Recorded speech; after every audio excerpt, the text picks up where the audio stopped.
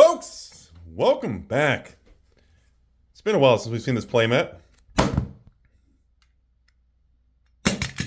Whoa. Dang, I think Rudy's tool is better. This sucker's too much heavy, too much monster. So, for the patron over here, under the business name, Fans of Cardboard. I kind of like that. It's simple. It kind of tells you they like cardboard. And does this thing work? This thing, godly. Rudy, oh my god. You can see my hair on there. Alright, folks, sit back, relax. We're cracking two boxes of the old mom over here. I'm going to talk about what's going on here. This is the regular mom. We haven't done Aftermath or Epilogue yet. I want to get to that because there's a lot of chatter about that being Baldur's Gate and the world ending. People are super negative on the Aftermath set and super positive on, well, the regular Stepmom set, which is this one. And I will also, apparently, some of these, one or two of those Battle Siege ones are actually worth something big. Go figure. Broodlord, Path, Legacy, Zada, Rowan, Slumbering Isle. So, the serialized cards are continuing to hold pretty strong financial value. It seems like the Brothers War ones are still a little stronger. But again, those are like artifacts. People love artifacts. I feel like it's a little too soon to know. Golly, a lot of mythics in this. Holy smokes, that's 2 mythics already just in this pack. Still weird to see all these different versions, isn't it? Still weird to see that. God, Titan is so weird, man. I don't like, even, I've only got a couple more box opens of this collector thing for the Stepmom set here, and I don't even think I'm ever going to get used to seeing, like that blows my mind. Like, whoa, a lottery card, but we can read it. Like, that just blows my mind, man. It's so weird. Ravigan. Nice stained glass there. Freezing the flame, seeing the double, and a beautiful engineer. So, I want to talk about a little bit what we're doing these about the Aftermath set. The market is extremely weak. The market is very unhappy with that post-release, and there is starting to be some panic setting in. I don't really want to lean into the panic, and ooh, nice Thalia there. Beautiful. See, that foiling on that particular Thalia really adds to it, man. Like certain foilings, like you look at this token. It looks washed out and kind of faded, right? But you look at this Thalia with that foiling. Sometimes the foiling really adds to it. It's very interesting how that works, where the same foiling looks so different on different cards. Isn't that interesting? Okay. Anyways, so yeah. I want to give a couple opinions first, okay? And that is that everyone is aware that the Aftermath Epilogue set is not a mass-produced product, right? Like, they're not doing 3-4 reprints and waves over the next 12 to 24 months. This was a small, Aftermath and Epilogue is a small supplemental product. Hey, there you go. Invasion of Ravnica. There's a Mythic Battle one. And Urabrosk for the Phyrexian monster. So weird to see that Kaladesh Invention framework, man. So I just want to make sure people, I am really feeling this new framework, man. Like, that is really nice. It's a lot better than like the double feature, the black and white cards they did that just looked very washed out. These look, they did a really good job on those, man. I hope that's, I'm not sure which set, is that the Ixalan or the Eldraine set, but it looks really good. Oh, that's the new Eldraine set, definitely. Oh, those look so nice, man. Eldraine was such a good, I know, so Rudy, he's just a broken product. Hey, Desecrated. I thought the Eldraine set, the Throne of Eldraine was a really, it was a really successful, positive, booming time of Magic. That's really, I can't believe I'm looking back and acting like 2019 was this different world, but, in 2023, it kind of was, folks. Keeper of the Flame, Drana, and Dawnwalker, even Ikoria. It's amazing how people don't even have confidence in sets like Theros, or Ikoria, or Throne of Eldraine, or War of the Spark anymore. Like, people seeing, like, how can you look at Ikoria at like 120 a box and think that's like not a bad thing long term? Like, bro, really? Are you new here? Elspeth, Death, Urborg, Reborn, the Monkey Pie. Well, that's probably going to be one that just made this first box. These are probably pretty expensive. Obviously, serialized ones are outrageously expensive, but a Kaladesh foil version of the Monkey Pirate, that's probably a pretty big deal. I wouldn't be surprised if that's like a $50 card. I know these serialized cards are like, God, were they $500 or $1,000? Oh, that's what people are asking. I don't know if it's actually selling for that, but outrageously expensive, folks. Yeah, so, it's Ancient Imperial Soa.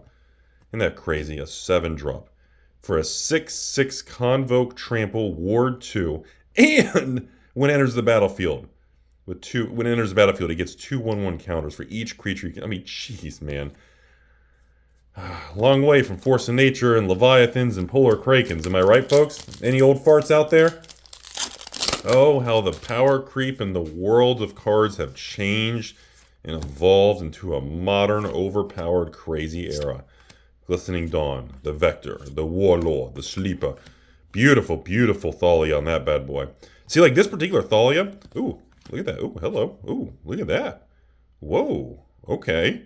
That seems like a really good hit. We got an Atrax over here with the flashy foiling. So I'm thinking this was probably a pretty good box. Beautiful, is it the Gitrog monster? So really nice Atrax in the foiling. Plus we had Monkey Pirate. That seems like a really solid box, everybody. I think the patron did really good on this one. I mean, his best. I mean, even without a serialized card, that seemed like a really strong box one, man. All right, Mr. Shark, imperfect. Yep, here comes Theros, Invasion, and the Young Sky Nomad. God, dude, these are Ikoria comic book arts, man. Those were a really successful, fun thing. It was a good time, man. But the problem was, like 2020, the world was just so messed up, man. Like, I feel like just so many things just went out the window and weren't enjoyed. Then 2021, everything just got so crazy with the money printing, the handouts, the work from home thing, and collect your checks, and everything went back, and the Logan Paul Pokemon thing, and everything just got so crazy, man. And in 2021, there was 1 billion Kickstarters. Ooh, Heliod. Mrs. T. And, like, everything just got so out of control, man. It got so out of control. Like, I don't even, like, count anything that happened in 2021 at this point. Ooh, okay. That's nice. Hey, how's it right there? Okay. So weird to see an Amonkhet card with normal font. That's so crazy that they changed the font like that. That's so wild, man. Anyways, I don't even count anything from 2021 and compare that. Like, I literally will use data from 2019, 2020, and then 2022, and then now. Like, anything 2021 was such a distorted thing, man. Ooh, Infernal Sovereign. It was so weird, man. The dumb things I did, the dumb things other people did, the dumb things the market did. Just a stupid time.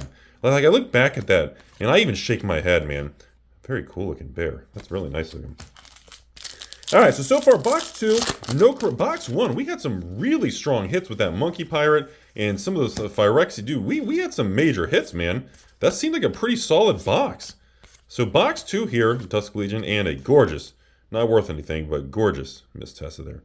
Ah, I love the framework with the architecture and the buildings around it. Such a beautiful ass card. Such a gorgeous card. And I don't remember which Battlefield Siege card, but there is one with actually some value. Oh man, the old Drain era coming. Theros. Little call time. Hey, Lily's Talent. And the Lottery Storm.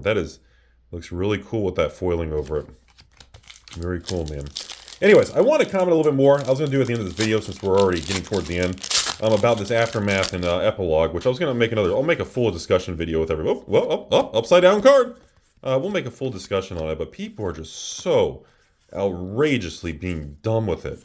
Like, if you don't like the product, like, I try to keep a position in everything, and then, like I said, if I have extra or there's anything that's over the amount I want to keep, I'll sell it to patrons, I'll run a little sale, and I keep my own position and everything.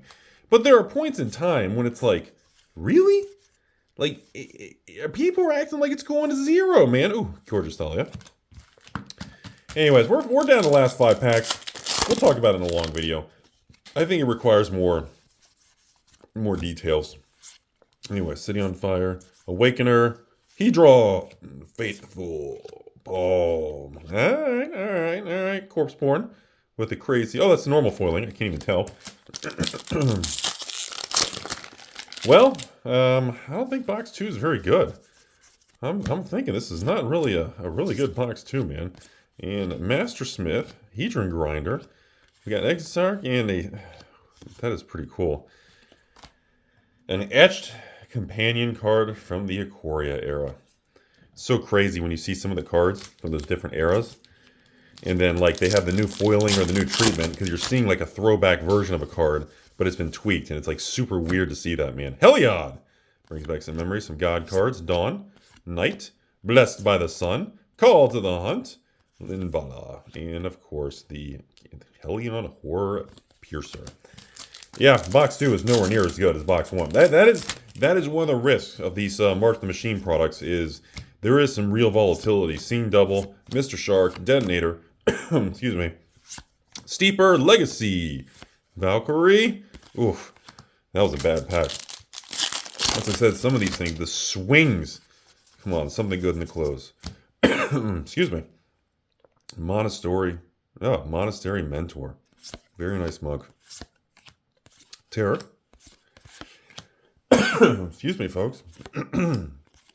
Oh, nothing in the close. Really? So, this shows the volatility. This shows the volatility of this product. Okay? This shows that essentially you can get a good box and you can get a really bad box. And obviously without a serialized card, you really can't, double, triple your money or kind of thing. Because serialized cards are kind of acting like a pseudo monster hit that doubles or triples your money in the modern era. Pseudo reserve list is what people are saying. I don't know. Too soon to tell. But at the same time, I am afraid that everything's just going to go to like serialized or bust, Like that makes me nervous that we're going to go to this era where if you open a box and you don't get a serialized card, like the whole box is considered garbage. And that definitely makes me concerned. How much of a difference would people be viewing Aftermath or Epilogue if there were serialized cards? And that's a scary thing if people are, considering no opportunity if there's just not serialization. That's one of my concerns on a lot of this stuff, So, anyways, folks, Mr. Fans of Cardboard over here, thanks for being a very kind patron. All the cards are heading your way. I'm going to call this box 1 was good, box 2 was weak, so this is a very average box opening. This was not a crazy good one. This was not a crazy terrible one. This is just one of the normal box openings, and like I said, when we do these videos, you never really know. And that's about it. As always, folks, thanks for watching. I appreciate the honor and privilege to entertain, and have a beautiful day, everybody.